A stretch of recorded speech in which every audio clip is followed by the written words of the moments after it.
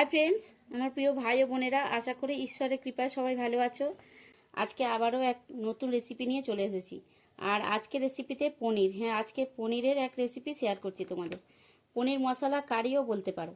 মাঝে মধ্যে রাতের ডিনারে এইরকম একটা রেসিপি থাকলে রুটি বা পরোটা একটু বেশিই খাওয়া হয়ে যায়। তো এই ভিডিও পুরো দেখার অনুরোধ করছি। রেসিপি যদি ভালো লেগে থাকে তাহলে ভিডিও একটা লাইক আর বন্ধুদের মধ্যে শেয়ার করে দিও। আর যদি তোমরা আমার চ্যানেলে নতুন বন্ধু হয়ে থাকো, অবশ্যই চ্যানেলটা সাবস্ক্রাইব করে বেল বটনটা অন করে রাখার অনুরোধ করছি। নতুন ভিডিও আপলোড করলেই সবার আগে তোমরাই নোটিফিকেশন পেয়ে যাবে। আর তো আর দেরি না, চলো ভিডিওতে যাই। তো ফ্রেন্ডস দেখো, আমি এই পনির মশলা কারি রান্না করার জন্য পনিরটা আমি এরকম কিউব আকারে কেটে নিয়েছি। আর আমি এখানে নিয়েছি 250 গ্রাম পনির নিয়েছি। আর চলো কি কি নিয়েছি রান্না করতে করতে দেখিয়ে দিচ্ছি। তো দেখো, পনিরটা ভাজার জন্য আমি কড়াইতে একটু সাদা তেল দিয়েছি। আমি সাদা তেল দিয়ে পনিরটা ভাজবো। আর তেলটা যখন খুব গরম হয়ে গেছে, আমি কেটে রাখা পনিরগুলো ওই তেলের মধ্যে দিয়ে দিচ্ছি। দেখো, পনিরটা আমার খুব ভালো করে ভাজা হয়ে গেছে, আর ভাজার দরকার নেই। এখন আমি পনিরটা তুলে নিচ্ছি। আর পনিরটা তুলে নেওয়ার পরে ওই তেলের মধ্যে আমি দিয়ে দিচ্ছি এখানে 1 চিমটে হিং। আর আমি দিয়ে দিচ্ছি অল্প একটু কালো জিরে। আর আমি দিয়ে দিচ্ছি এখানে একটা টমেটোকে এরকম পিস করে কেটে নিয়েছি।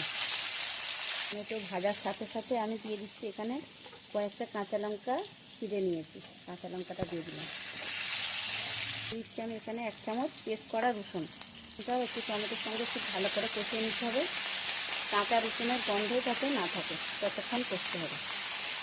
এটা আমার কষানো হয়ে গেছে। আমি দিয়ে দিচ্ছি এখানে পেঁয়াজ আর কাঁচা লঙ্কা বাটা। তবে কাঁচা লঙ্কাটা একদম কম আছে, 1 চামচ থেকে একটু বেশি আমি পেঁয়াজ বাটা দিয়েছি। এর সঙ্গে দিয়ে দিচ্ছি স্বাদ মতো লবণ। আর আমি দিয়ে দিচ্ছি এখানে 1 চিমটে জায়ত্রী পাউডার। আর দিয়ে দিচ্ছি 1 চিমটে জায়ফলের পাউডার।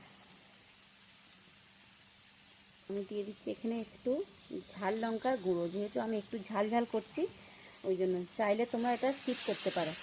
যদি ঝাল না খাও তাহলে স্কিপ করবে। আমি এখানে দিয়ে দিচ্ছি 1 চামচ আদা বাটা। আর অল্প একটু জল দিয়ে দিচ্ছি। এগুলো যখন সব দেওয়া হয়ে গেছে, আমি দিয়ে দিচ্ছি এখানে কাজু বাদাম বাটা। আমি এখানে বেশ কিছুটা কাজু বাদাম বেটে নিয়েছি। দিয়ে দিচ্ছি একটা ক্যাপসিকাম এরকম কিউব আকারে কেটে নিয়েছি, ওইটা দিয়ে দিলাম। এখন প্রয়োজন মতো জল দিয়ে দিচ্ছি। এখন দেখো, সব কিছু দেওয়ার পরে ঝোলটা যখন ফুটে গেছে, আমি ভেজে রাখা পনিরগুলো দিয়ে দিচ্ছি।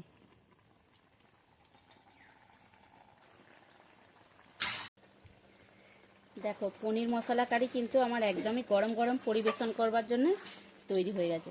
তোমরাও রাতের ডিনারে এইভাবে রুটি বা পরোটার সাথে খুব সহজেই বানিয়ে নিতে পারো। আর এখন আমি অল্প একটু কাসুরি মেথি দিয়ে দিচ্ছি।